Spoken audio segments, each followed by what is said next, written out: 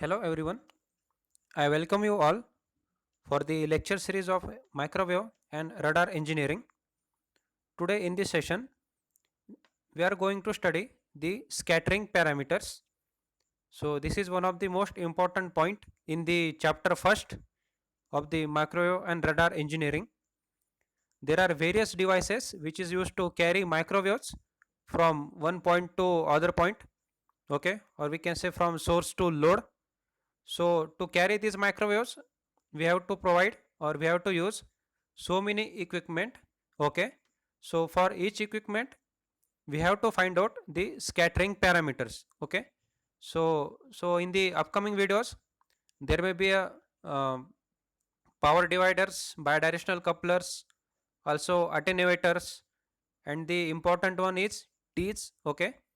E plane T, H plane T, and magic T. So for all those devices, you have to find out scattering parameters. Okay. So this is the basic introduction part of scattering parameters and how we will going to calculate this. We will study in this lecture. So let's start this. So the scattering parameter shows that all of these microstrip lines which we have studied in the last session. Okay. If you didn't watch the last session, please watch those. Please watch those videos on the microstrip lines. So of the all of the microstrip lines are used in the micro applications where the use of bulky and expensive to manufacture transmission lines will be a disadvantage. Okay.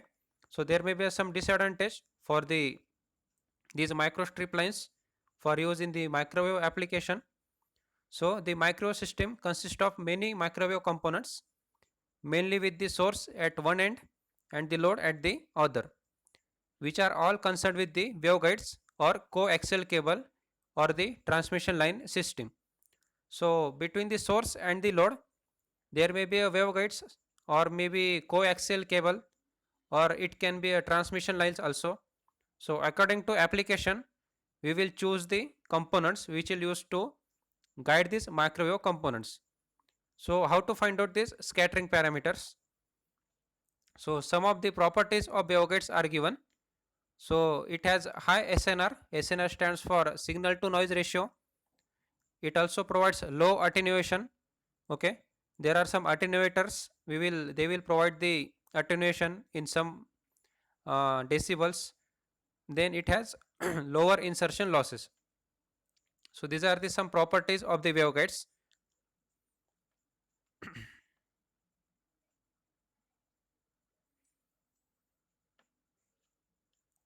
The next is waveguide microwave functions.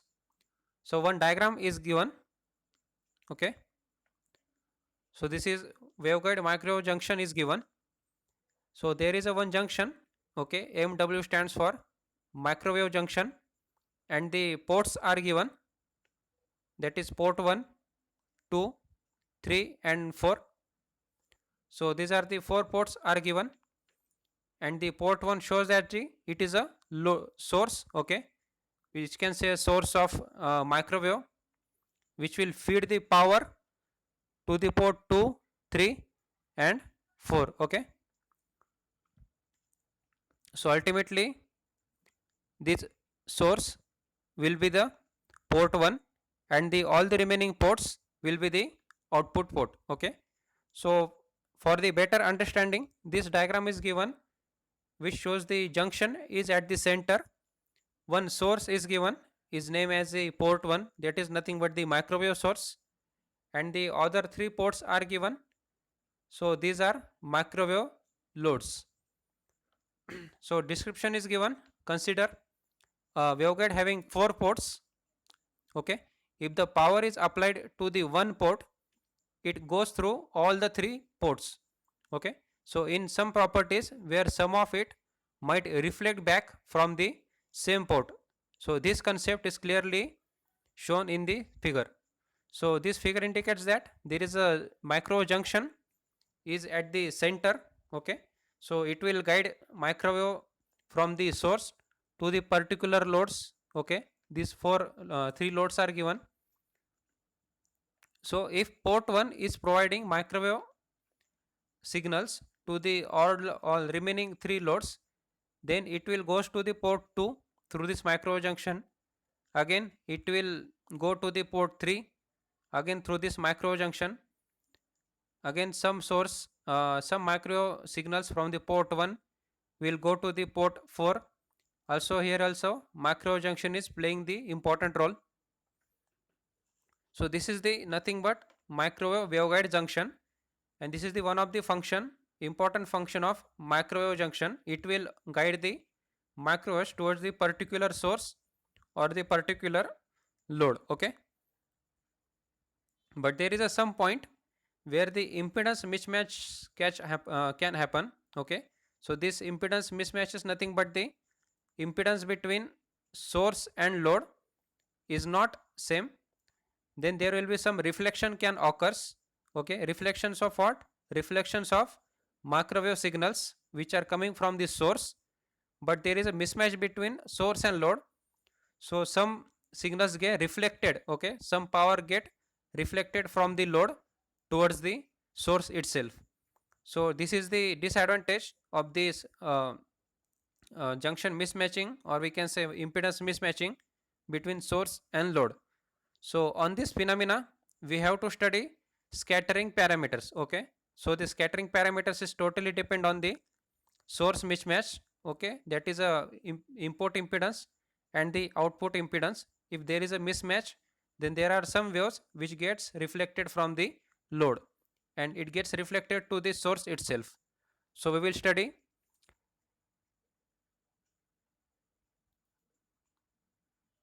So in the theoretical description it is given that when input from the microwave source is applied to the port 1, a part of it comes out of port 2, another part of it comes out from the port 3, some part out from the port 4, and remaining part may come out from port 1 itself due to mismatch between port 1 and the microwave junction.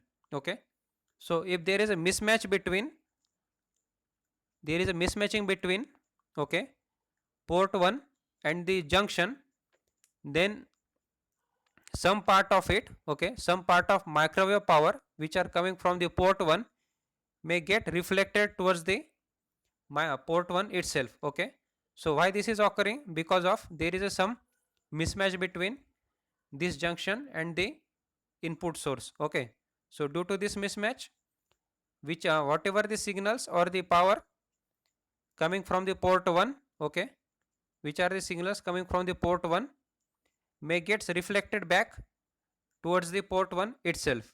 This is happening due to mismatching. Okay, so this is the concept in which is used in the scattering matrix.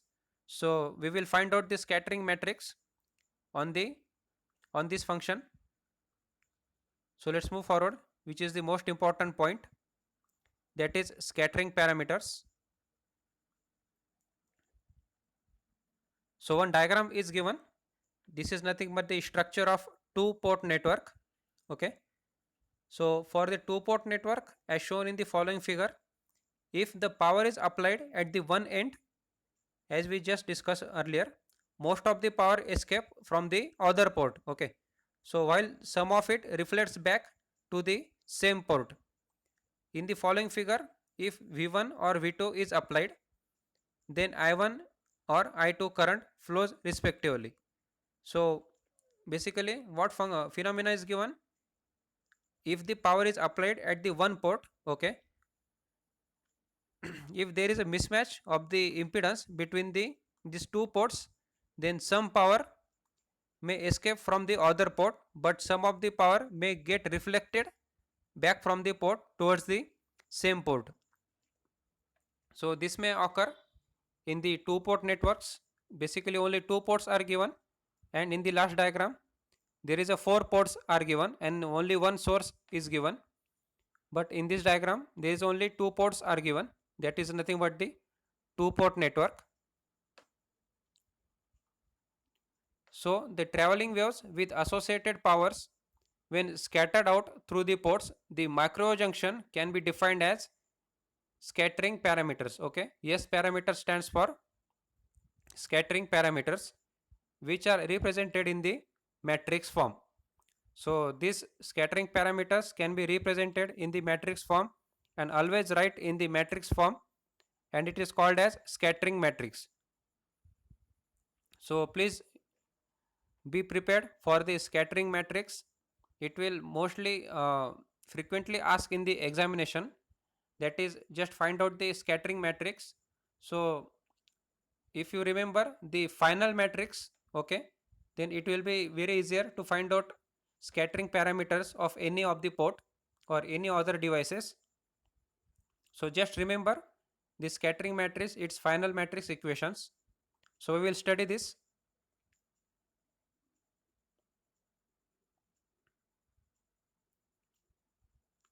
So to find out scattering matrix, one diagram is given. So this is the diagram for the scattering matrix. There is a ports are given, okay.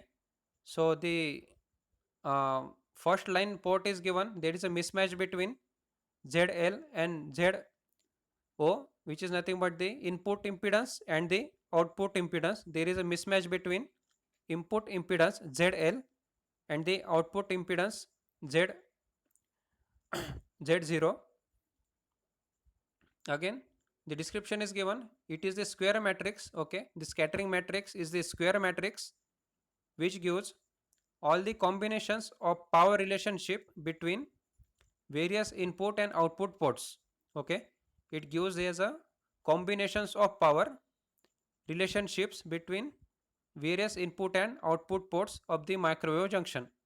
The elements of matrix is called as scattering coefficients, okay. The elements in the matrix is called as scattering coefficients. So let's see how we can find these scattering coefficients and our scattering matrix. So to find out, please remember this is basic diagram. To find out any scattering matrix, there is a one source is given, okay. This is the source V, and there is a input line is given, that is shown by A, and output is shown by B, okay. A1 is the input for port 1, B1 is the output from the port 1. Similarly for port 2, there is input A2 and B2 is the output, okay. So this is very simple diagram to find out scattering matrix. So let's move forward. How to find out this scattering matrix is given here. So here the source is connected through the uh, ith line, while A1 is the incident wave and B1 is the reflected wave, okay. So where A1 is incident on the particular port, which is incident wave, and B1 is the reflected wave, okay. So I line is given here in the diagram. This is a I line at the top, and A1 is the incident wave to the particular port. These ports are given up to n number of ports are given. So for the first port, for this port, incident wave is A1 and B1 is reflected wave. Similarly for second line or for the second port, A2 is the incident wave and B2 is the reflected wave.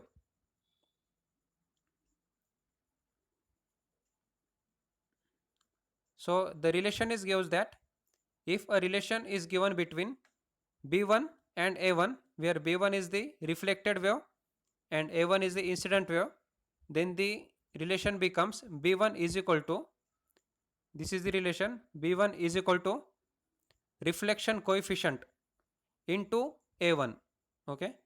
B1 is equal to reflection coefficient into A1, where reflection coefficient is given by S1I, okay. So this is the reflection coefficient always shown by S1I, okay. Reflection coefficient of first line, this one indicates reflection coefficient of first line. Because of what? Because we are giving relationship between B1, that is reflected wave from the first line, A1 which is the incident wave of the first line, and multiply with the reflection coefficient which is the S1I, which is the reflection coefficient of first line, okay, which is the reflection coefficient of first line. So this is very simple relationship between incident wave and the reflected wave. Just we have to multiply incident wave with the reflection coefficient S1I. Let's move forward. If the impedance matches, then the power gets transferred to the load. Unlikely if the load impedance doesn't match, okay, with the characteristic impedance, then the reflection occurs. That means reflection Z1 is not is equal to ZO, which is the output impedance, or we can say the impedance of the load. That is, there is a mismatch between input impedance and output impedance. Then and then only some wave gets reflected back to the source itself. However, if this mismatch is there for more than one port, so consider example of n ports, then I is equal to 1 to n, okay. So just we have find this relationship is for only first port, or we can say first line, okay. For the first line, this equation, we have got this equation, or we can say this is a relationship between reflected wave and the incident wave. But if there are n number of ports, okay, there are more than one ports, then how will be the relation? So this is nothing but our scattering matrix. So this is the scattering matrix. So now we are dealing with the n number of ports, okay. We have more than one port, then I is equal to 1 to n. So just our equation becomes B1. So B1 is nothing but the reflected wave from the port first, or we can say reflected wave from the first line. Then S11 into A1, S12 into A2, S13 into A3, plus up to S1n into An. So this complete relation, complete equation is for n number of ports, okay. This complete equation is for n number of ports, okay. Similarly, B2 is there. B2 is nothing but the reflection coefficient, or we can say reflected wave from the second line or the second port, but we have n number of ports here. So just put S21 into A1, S22 into A2, S23 into A3 up to S2n into An. So this complete for n number of ports, more than one port. So it can be taken up to n. So just put n here. So Bn is equal to, sorry, Bn is equal to S n1 into A1, S n2 into A2, S n3 into A3 up to S nn into An. So this is for n number of ports, okay. And Bn is what? Bn is the reflected wave from the n number of ports. So just write this complete equation in the matrix form. So this matrix form is given. Just put in the first column, that is B1, B2, B3 up to Bn. Then in the next matrix, which is nothing but the scattering matrix, which scattering matrix is the S11. In the first row, S11, S12, S13 up to S1n. Then the second row will be S21, S22, S23 up to S2n. And the last row will be Sn1, Sn2, Sn3 up to Snn. And it is multiplied with the incident wave. So incident waves are nothing but A1, A2, A3 up to n number of ports. So this is the reflected wave, this is scattering matrix, and this is the incident wave, okay. So in this way we got this scattering matrix for n number of ports. These are the reflected waves and these are the incident wave matrix, and this is our scattering matrix, okay. So just you have to remember these final matrix, okay, these three columns. That is, first one is the column matrix of B, then scattering matrix denoted by capital S, and the last matrix is the nothing but the incident wave matrix denoted by A. So in this way we have find out the scattering matrix, the basic scattering matrix. So the column matrix of small b in the matrix form correspond to the reflected wave or the output. Okay, just I have told you this is nothing but the reflected wave or the output, while the matrix A, this is matrix A, correspond to the incident wave or the input, and the scattering matrix, that is capital S, which is the order of n into n, contains the reflection coefficients. Okay, contains reflection coefficients and transmission coefficients. So our basically final equation becomes, just write down in the matrix form, B is equal to S into A. This is our final equation. Please remember this equation. This is the final equation for the scattering matrix. Okay, so what it indicates, it indicates B is nothing but the reflected wave, A is nothing but the incident wave, and the middle one which is the scattering column matrix. Okay, in the next lecture we will discuss how we can find these scattering coefficients. Okay, scattering coefficient means these coefficients S12, S11, S13, also S21, S22, S23.